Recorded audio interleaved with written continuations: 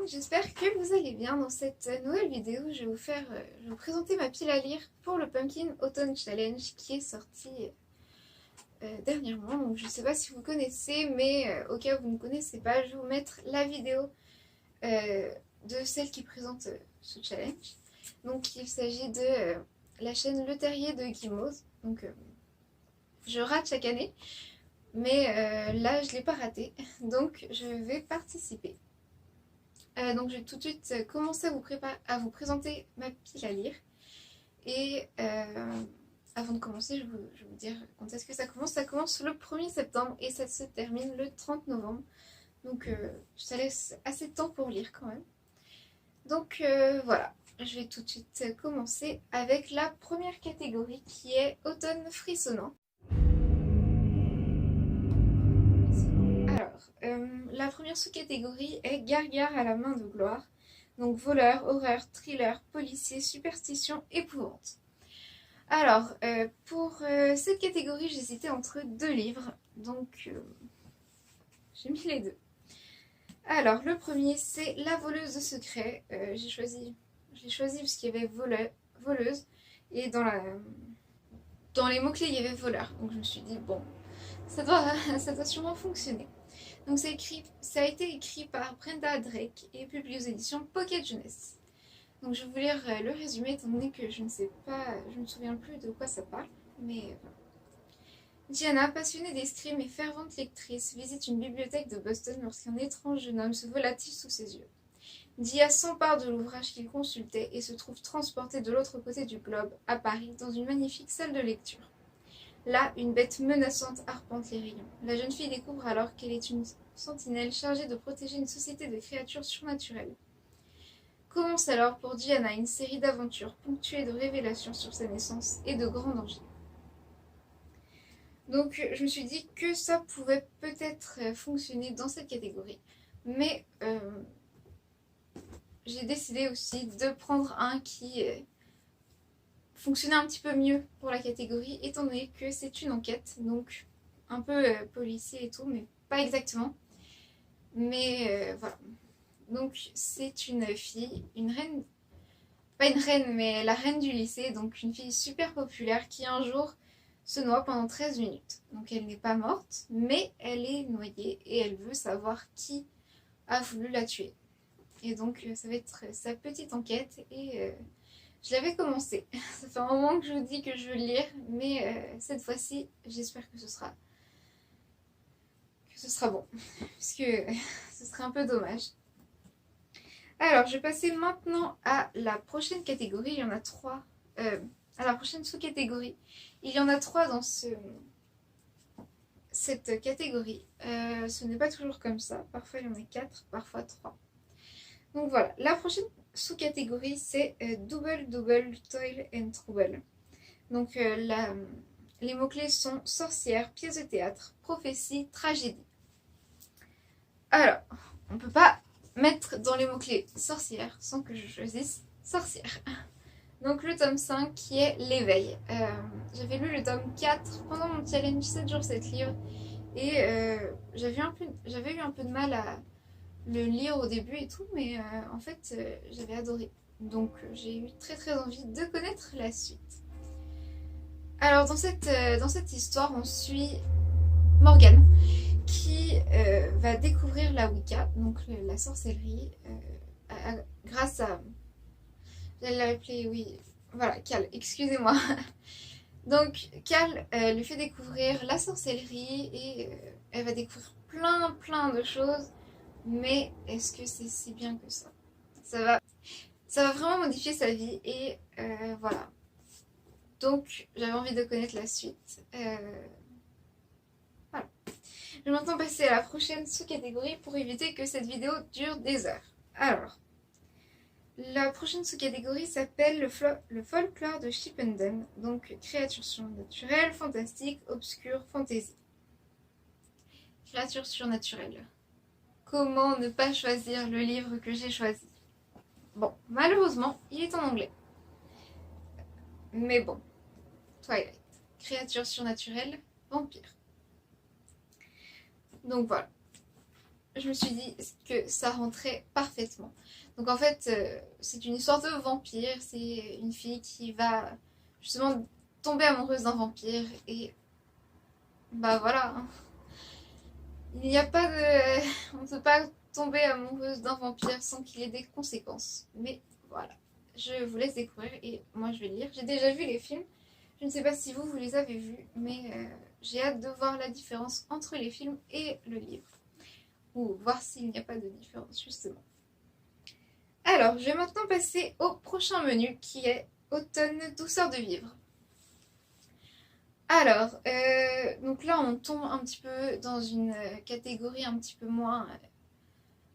qui fait un peu moins peur. Donc voilà.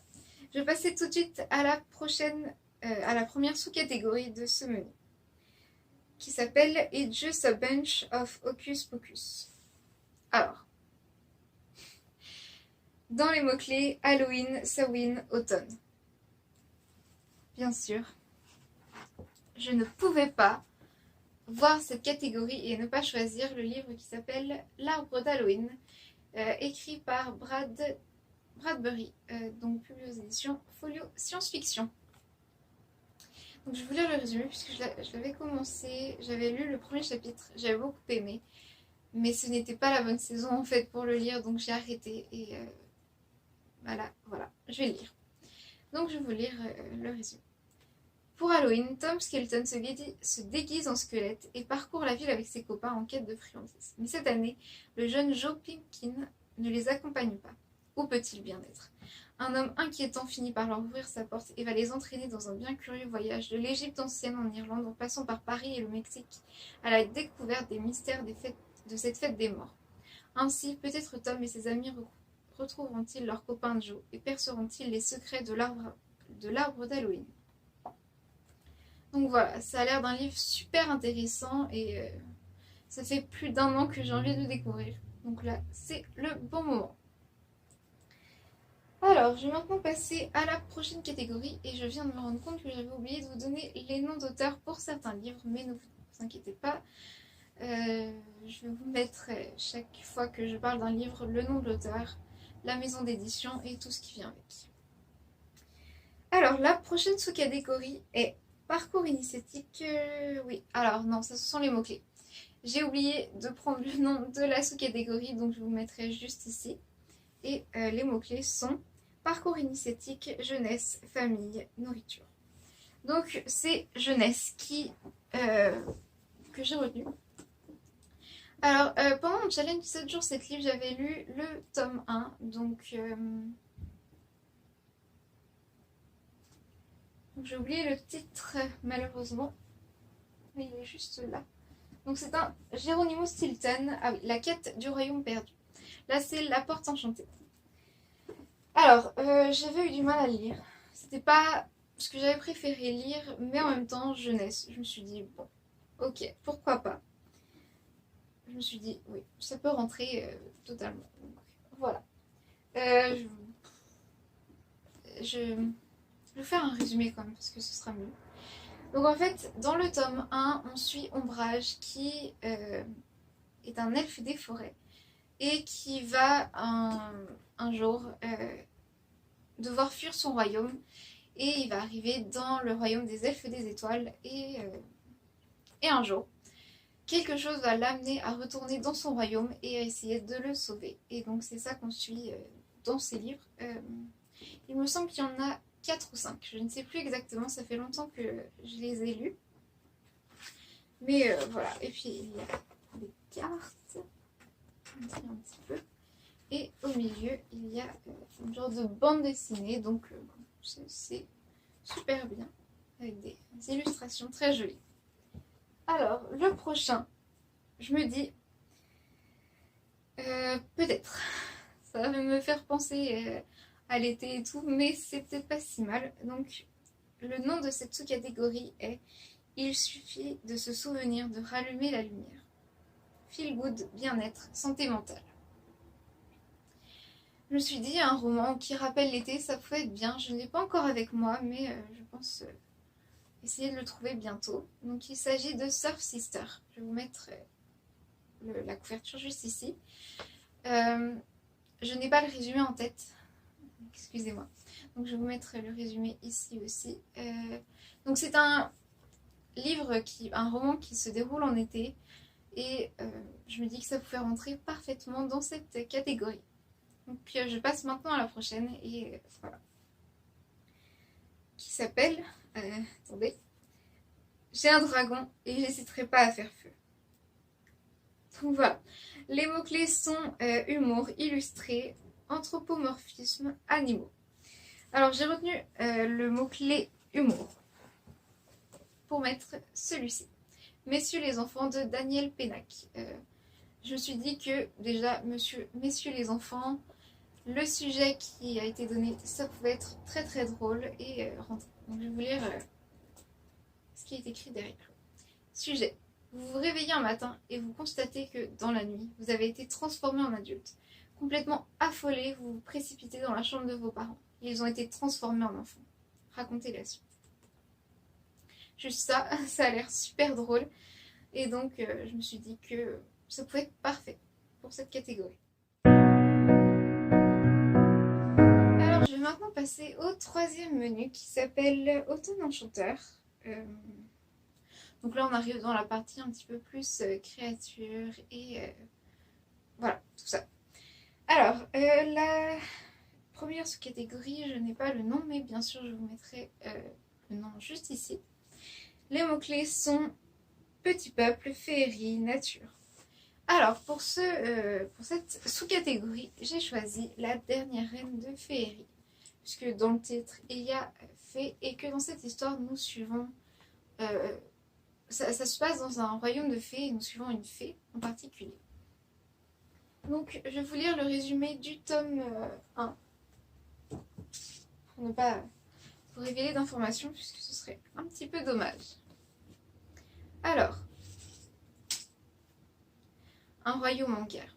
Elora, la jeune princesse des fées noires, planifie de renverser le règne de sa mère tyrannique, la reine noire, afin d'instaurer l'égalité parmi les fées. Pour ce faire, il lui suffit de convaincre l'ennemi juré de sa mère, la reine blanche, de se joindre à sa cause. Mais la reine blanche exige d'abord une offrande, un garçon humain, qui soit le meneur des hommes. Une princesse noire déguisée. Pour voler un mortel, Elora doit elle-même le devenir, du moins en apparence. S'infiltrer dans une école secondaire est d'une facilité étonnante. Quand Elora fait la rencontre de Taylor, un garçon de 17 ans qui planifie de renverser un intimidateur sans pitié, elle croit avoir trouvé son offrande, jusqu'à ce qu'elle en tombe amoureuse.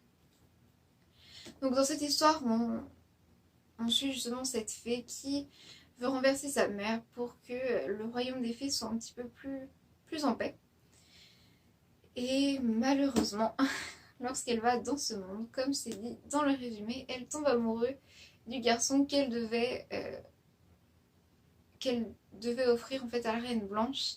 Et ça ne se passe pas du tout comme ce qu'elle avait prévu. Donc on suit un petit peu la suite de cette histoire dans ce tome-là. Donc voilà, ça fait un moment que je dois le lire. Ça fait partie de mes sagas en cours et autant profiter de ce challenge pour finir mes sagas en cours. Donc voilà. Je vais maintenant passer à la prochaine sous-catégorie qui est nom d'une dune. Donc écologie, post-apocalyptique, anticipation et science-fiction pour les mots-clés. Alors pour celui-là, j'ai choisi Frankenstein. J'ai choisi Frankenstein parce que c'est de la science-fiction. Et que voilà, c'est un livre qui peut être super intéressant. Et en plus ça, je dois lire pour les cours, donc autant le rentrer dans ce challenge.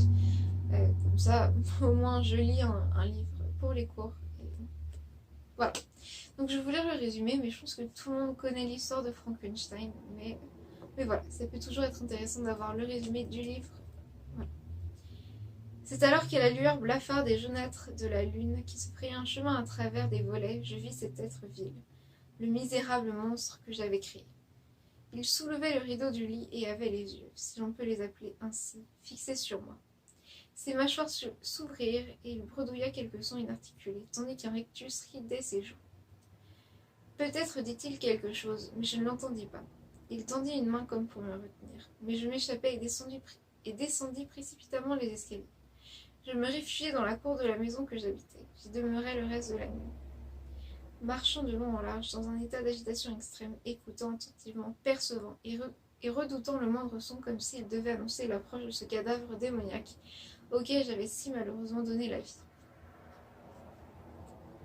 Donc voilà, c'est une histoire vraiment impressionnante, et pas impressionnante, mais intéressante. Donc j'ai très envie de découvrir cette histoire en roman. Je vais maintenant passer à la prochaine sous-catégorie, et j'ai oublié de vous dire avant que ça a été écrit par Marie Shelley et publié aux éditions Folio Science-Fiction. Et pour celui-là, ça a été écrit par Chelsea Pitcher, publié aux éditions ADA.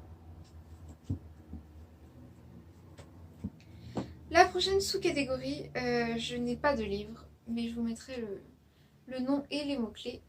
Donc voilà. Je vais maintenant passer au dernier menu qui est Automne des mystères. Alors, le premier, je n'ai pas le nom encore une fois, mais les mots-clés sont temps, horloge, énigme, puzzle, historique. Et donc, j'ai choisi Nil, écrit par Lynn Madsen et publié aux éditions Pocket Jeunesse. Donc, j'ai choisi ce livre parce que ça allait parfaitement avec les mots-clés. Comment s'échapper d'une île qui n'existe pas. Donc c'est un petit peu une énigme et tout. Un compte à rebours, donc une horloge, temps. Voilà. Je vais vous lire le résumé pour que vous compreniez un petit peu mieux.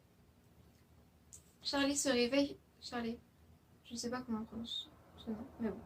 Charlie se réveille sur une île qui ne figure sur aucune carte. Elle y survit jusqu'à sa rencontre avec Tad, le leader des rescapés. Il lui apprend la vérité glaçante. Pour quitter l'enfer paradisiaque de Nil, il faut trouver une des portes qui apparaissent au hasard. Il n'y en a qu'une par jour. Une seule personne peut l'emprunter. Et les adolescents n'ont qu'un an pour s'échapper. Le compte à rebours a déjà commencé.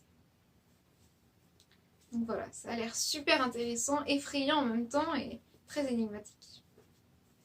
Je vais maintenant passer à l'avant-dernière...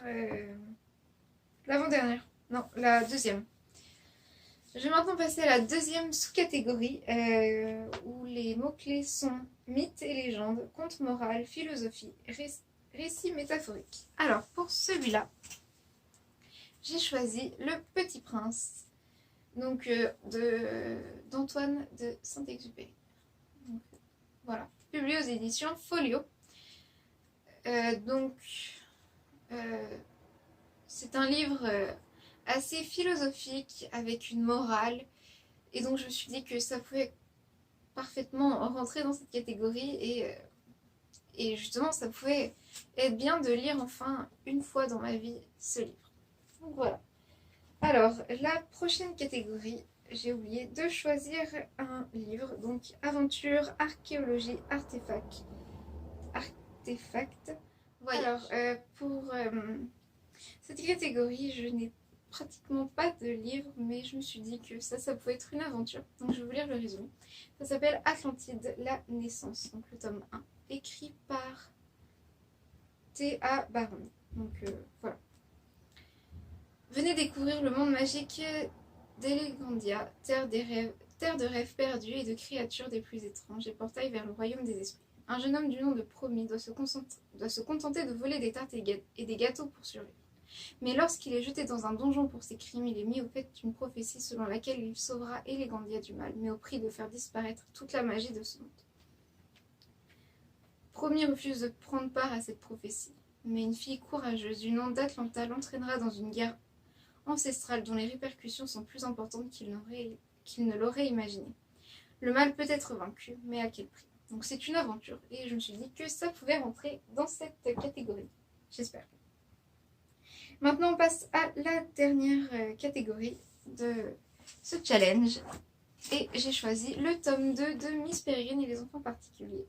Et j'ai oublié de vous dire quels étaient les mots-clés. Alors, les mots-clés sont art, science, musée, singularité, étrangeté.